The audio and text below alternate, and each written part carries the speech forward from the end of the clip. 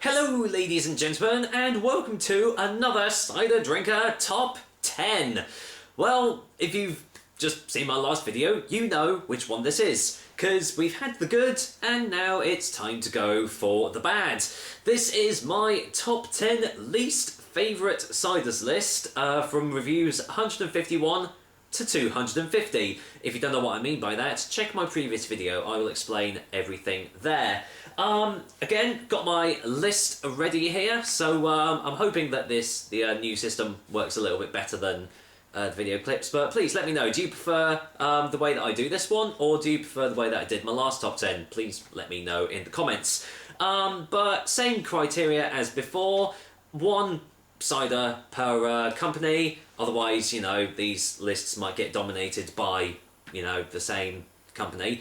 And again, no ciders that I've had from beer or cider festivals, because it has to actually be ones that you could potentially buy, like either online or from shops or something. So without further ado, let's start off with the dishonourable mentions, the ones that just aren't quite as bad as the other ones on this list. Again, I've got 4 as my as in the favourite ciders list. So again, in no particular order, the first dishonourable mention goes to Aldaris Zelta, which it's just, well, it just sounds strange, doesn't it? And it definitely was one of the weirdest tasting ciders that I have ever had, but unfortunately not in a good way. This again was actually one that I bought from Beers of Europe, and yeah, I was very disappointed with it. This was before they sent a case of cider over for me to try. But yeah, if you do see Aldaris Zelta, I think it's a Polish cider, so it's just weird. I can't really explain the taste. It just wasn't nice, and it wasn't cheap either, if I can remember correctly. So yeah, if you see Aldaris Zelta, then I would go in it with a little bit of trepidation, because it wasn't the worst cider that I've tried, or my least favourite cider that I've tried in this period, but it wasn't that great either. Next one is another one that I got from Beers of Europe. It is Lucky Dog Apple. I had a choice between this and the kiwi flavour, and I decided to go for the normal apple tasting. Well, supposedly apple. It was an apple flavour, so you could tell it wasn't real to begin with, and it was just totally artificial, like really, really sweet. You could tell lots of crap had been added into it, a bit like most of the mainstream ciders that we get over here, but I don't know, there was just something a little bit more bad about it than the other ones. So thank goodness it only came in a small bottle, because I probably wouldn't have even been able to have had 500 mils of it. So yeah, Lucky Dog Apple, I would not recommend you go and get that one. The third one is another one from Beers of Europe. Do you see a pattern emerging here? And this is one they actually sent over for me to try, and I wasn't really a big fan of it, I'm afraid. It was Alska Lemon and Ginger. I mean, the name pretty much says it all. It's a flavoured cider, and you would have thought lemon and ginger would be a little bit better in the taste, but it wasn't anything outstanding at all. And I hate to say it, but for the price that Beers of Europe were actually charging for this drink, I think it was a bit of a bloody rip-off, actually. And I don't mind saying this, because I'm completely unbiased. Yeah, I do feel that Beers of Europe do overcharge on some of their drinks. For example, they've got Original Sin Cherry Hard Cider on there, small bottle, £3.29 I think was the last last price I saw it at, which I think is just a total rip-off. I mean, I know it's come from America, but that doesn't mean that you have to charge an extortionate amount of money just because you've had to import it from another country, and then it only comes in a small bottle. If it was like 500 mils, then, you know, maybe so. But I'm pretty sure the Original Sin Company is one of those companies that is kind of a bit like the Bulmers and the Magners over here. So it's not going to be great. It's not going to be great tasting. It's definitely not going to be a real cider because it's cherry flavoured, and they're charging that amount of money for it. But anyway, I'm going off the beaten track here. But yeah, Alska lemon and ginger. It wasn't really refreshing at all. You could tell it was fake. Well, obviously because of the flavourings and that. So no, if you do see Alska lemon and ginger, in fact, it's funny enough, I actually saw it in my local home bargain store for 99p. So yeah, that pretty much says it all. And the final dishonourable mention goes to, ironically, talking about like America and Canada and all that, it's Rock Creek Spiced Apple. This was sent to me from a guy that watches my videos over in Canada. He sent me I think it was 3 or 4 different ciders to try from Canada, and he even said in the description, I really don't care if you give these a bad rating because I know they're shit. So that filled me up with a lot of hope, and yeah, Rock Creek Spiced Apple just definitely wasn't a good drink. It was nothing like wholeheartedly really bad, but it was still nothing to write home about. It was just another generic, mass-produced, sugar-infested alco pop, basically. So yeah, Rock Creek Spiced Apple. If you ever head over to Canada or you see this around, then well, don't expect any miracles from it because it is basically just like the Bulmers and the Magnas that you get over in the UK. So there's the dishonourable mentions. So I guess it is time to crack on with the top 10. So well, let's begin, shall we?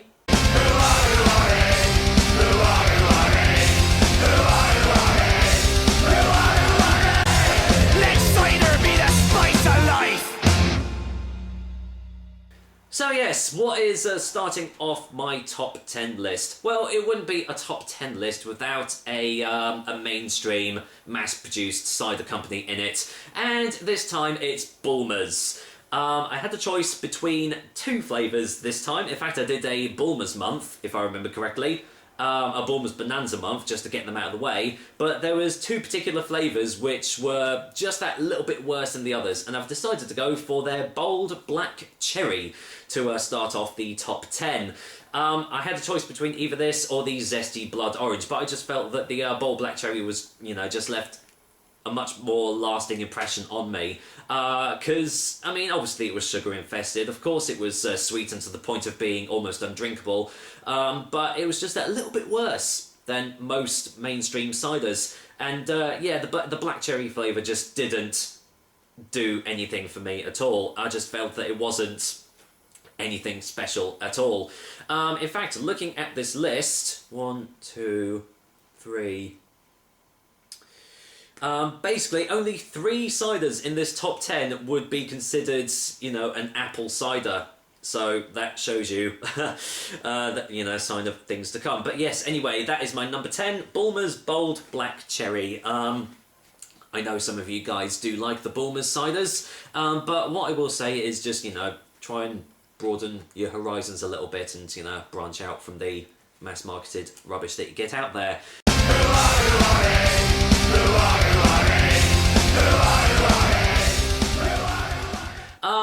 On to number 9, and it's one of the weirdest flavoured ciders that I have ever seen, and I thought it's not going to be great. I didn't go into this with any preconceptions that this was going to be a good drink, and it definitely wasn't. I am talking about Wells Amaretto flavoured cider. Thankfully, I did not pay much for this. I think I only paid like 75 pence or something. I mean, it was a small bottle anyway.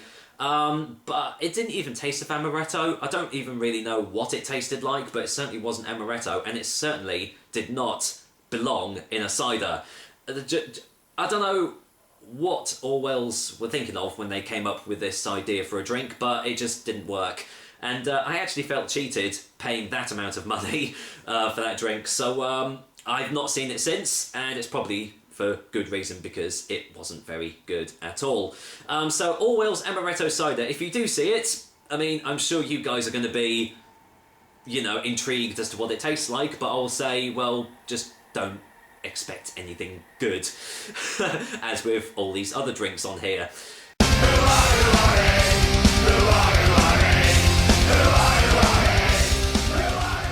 Anyway, Anyway, on to number 8, and again, it was another very cheap cider. I actually got this one from my local Tesco's, and I haven't actually seen it in there since. I think it was imported over from America, or it was an American hard cider style drink.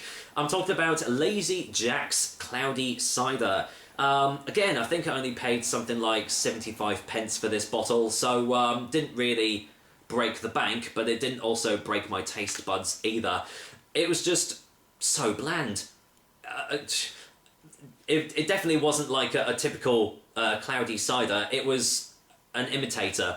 It was an imposter disguising itself as a cloudy cider, but what you basically got was just a really generic, bland, almost flavourless drink.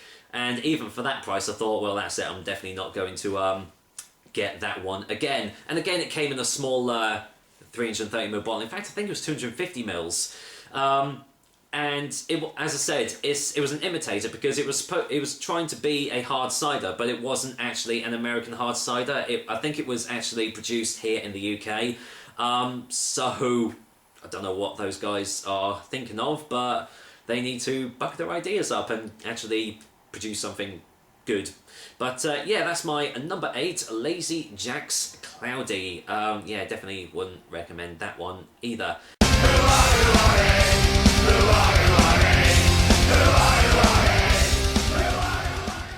On to the number 7, and funnily enough, it's actually another cider that was sent to me from the guy that watches me. I've forgotten your name, I'm afraid. I do apologise, that's really bad of me. But I obviously appreciate you sending these drinks over to me because I know to avoid them if I ever go to Canada.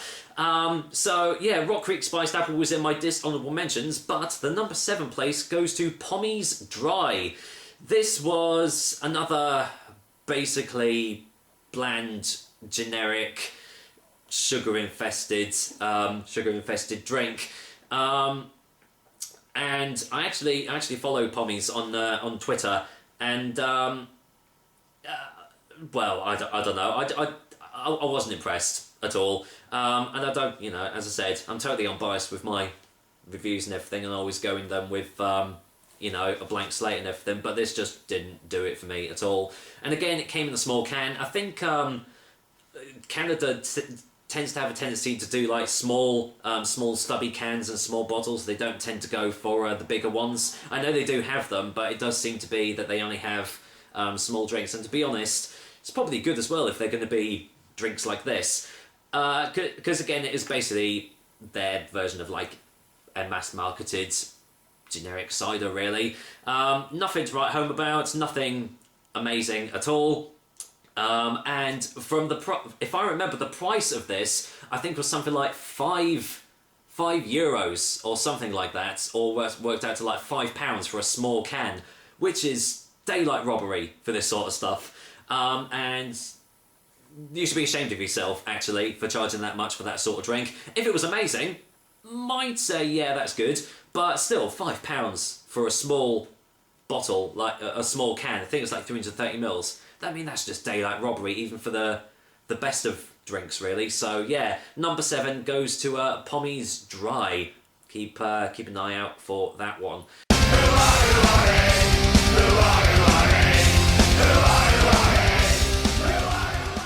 So on to the number 6, and I think we're starting to get into the 3 out of 10s now. So we're getting further and further down the list. In fact, I think Pommies Dry was a 3 out of 10 as well. But again, this is a cider that is trying to be something that it's not.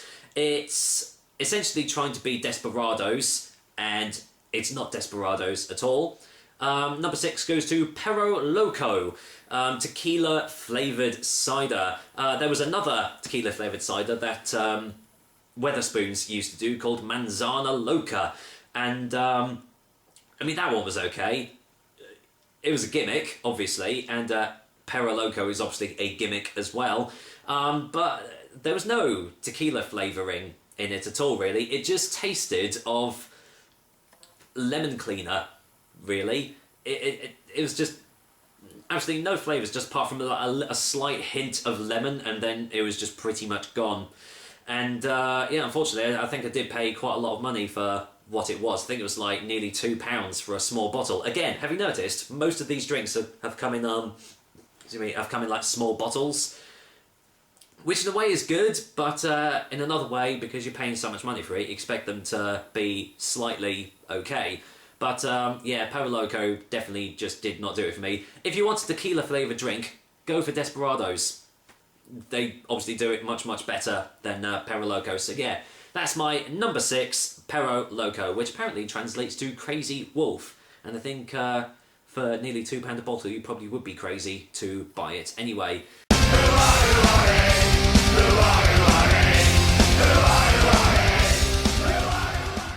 So, on to the number 5, and once again, it's just a cider that was really... It was nothing special at all. It's basically a Magnus clone. In looks, pretty much in taste and everything. Number 5 goes to Keplers Irish Cider. I paid 99 pence for a 568ml bottle of this, so a full pint for 99 pence. You think, well, even if it's rubbish, you know, it can't be that bad. But I would actually say it was worse than Magnus. And that's saying a lot, because Magnus isn't exactly the best cider out there. But there was just nothing to it. It was just like they just added a little bit of apple juice to water, and that was it. And even for 99 pence, I felt cheated out of my money. So, I mean, if you are going to go for a Magnus clone, don't bother, just buy Magnus. Because the Magnus clones just don't seem to be able to, you know, imitate them in any way at all. So, I'm not sure if Keplers Irish Cider is more prevalent over in Ireland, but I got this from my local Lidl store for 99 pence, and definitely won't be getting it again. So my number 5 is Keplers Irish Cider. Don't bother, I wouldn't.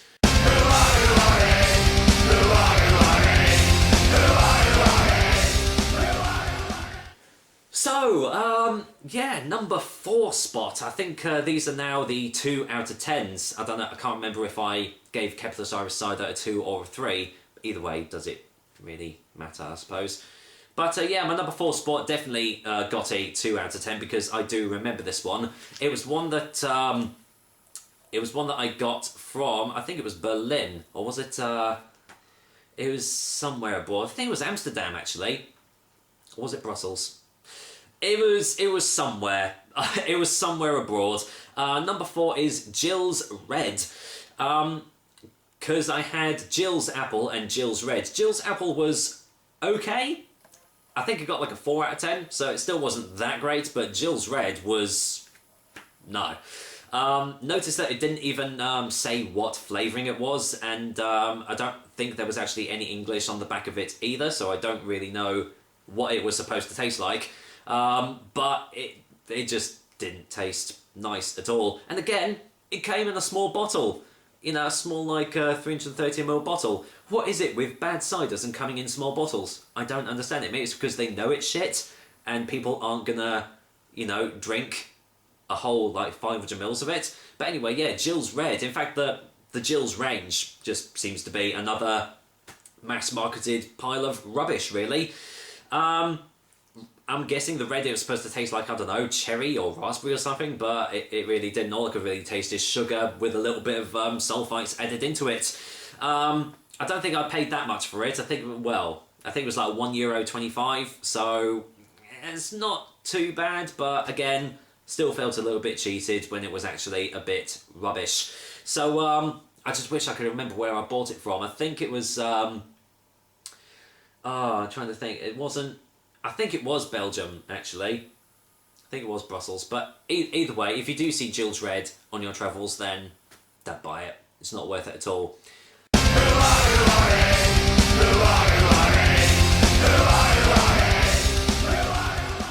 So here we go. We're into the top 3. And we're really getting into the very, very bad ones here.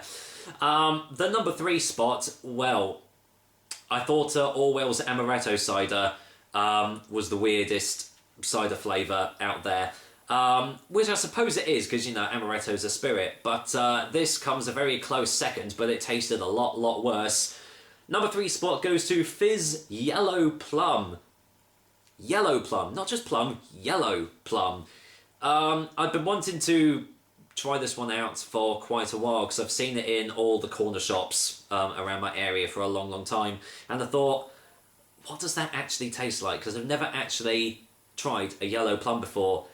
And I think that's put me off having yellow plums for the rest of my life. Ugh, the combination just doesn't work at all. I can understand companies trying to, like, you know, bring out new flavours and stuff every now and again, but there's a line that has to be drawn where you think, okay, enough's enough, that's not going to work. Obviously not the guys at Fizz. Yeah, Fizz Yellow Plum, oh my goodness me. I think I nearly threw up after having it. I know it was definitely a sink job, I remember that well. I only had like 3 or 4 sips and that was it. I just couldn't have another sip of it. It was just that bad. So, I mean, if you like yellow plums, stick to buying yellow plums, but do not, under any circumstances, buy Fizz Yellow Plum because it just doesn't work in a cider at all. And it didn't even really taste of a cider. It was supposed to be like pear cider with like yellow plum flavouring. Yeah, right, if you believe that, you'll believe anything. So, yeah, my number 3 spot goes to Fizz Yellow Plum.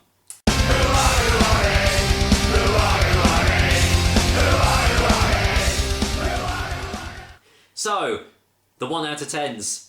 These are, there wasn't many 1 out of 10s this time, but yeah, these two are definitely to be avoided at all costs, in my opinion, anyway. The number 2 spot goes to another one that I bought from Lidl, and I didn't expect it to be this bad, because I've had ciders like this before, but yeah, it was pretty awful. Number 2 goes to Steeple Pear. I had their apple cider as well, which wasn't too bad. Again, it was basically another Magnus clone, but Steeple Pear, oh my goodness me. I think that's actually the worst pear cider I have ever tasted. It didn't taste of pears. It was sulfites mixed with chemicals, mixed with sugar. That was it. And the smell was just completely off-putting as well. I didn't finish the bottle. It was, again, it was a pint, 99 pence. So you expect it to be like a Magnus pear clone or something, but no. If you see Steeple Pear, avoid it. It doesn't taste of pear at all. It was just awful. And as I said, one of the worst tasting pear ciders that I have ever had. And that's saying a lot because I've had some pretty bad ones. So yeah, the number 2 spot definitely goes to Steeple Pear. Let cider be the spice of life! So, the number 1 spot. If Steeple Pear's the worst tasting pear cider that I've ever had, what could top it? Well, I must say my least favourite ciders list was a lot easier to compile, and the number 1 spot was a dead cert, even from the get-go. The number 1 spot very easily goes to Nordic blueberry flavoured cider. Oh boy, where do I begin with this pile of shit? I had another blueberry flavoured cider last time, and that came out a luminescent blue, and that got 2 out of 10. So, do you see the pattern? Blueberry flavoured drinks don't work. Leave that to WKD Blue and other, like, you know, Alco Pops. Don't put blueberry in a cider because it doesn't work. Obviously, it's not as bad as Frosty Jacks. I think nothing can actually beat Frosty Jacks as the worst drink that I've ever put in my mouth. But it does come a very close second. It was even worse than Centennial Blueberry, and that was pretty bad. But I mean, if I gave a 0 out of 10, then this would have got it. It was just absolutely vile. Didn't taste the blueberries at all. Again, just pretty much tasted of chemicals, sulfites, sugar. It was just... It shouldn't exist, basically. And that's actually put me off trying the rest of the Nordic cider range at all. But to be honest, I think they're pretty much going to be like, you know, the Fizzes and the Kiss, because you got Fizz, Kiss, and then there was like Nordic. They all come from the same place. They're all probably from the same company as well. But yeah, I'm definitely not going to have another Nordic cider at all. That has completely put me off. So number one spot very, very easily goes to Nordic Blueberry. If you see it, avoid it. Don't even think about trying it. Well, I mean, I'm not stopping you. You can go and try it, but don't say I didn't warn you, because it's not good at all. So there we go. That is my next top 10 least favourite ciders list. So, well, obviously, as I've said before, these are just my personal opinions. I'm not stopping you from going out and actually trying them. But obviously, I would advise against it, because you're going to be very, very disappointed in in the drinks. But yeah, as I said, not stopping you. If you want to try them, go ahead, knock yourself out. So there we go. That is it for another period. So what's the next period going to hold for me? Who knows? But yeah. So I'll see you after I've done my 350th cider review next time. So well, who knows what the future holds. So until then, I will be back with another delicious and tasty cider review soon. Take care, guys. Until next time.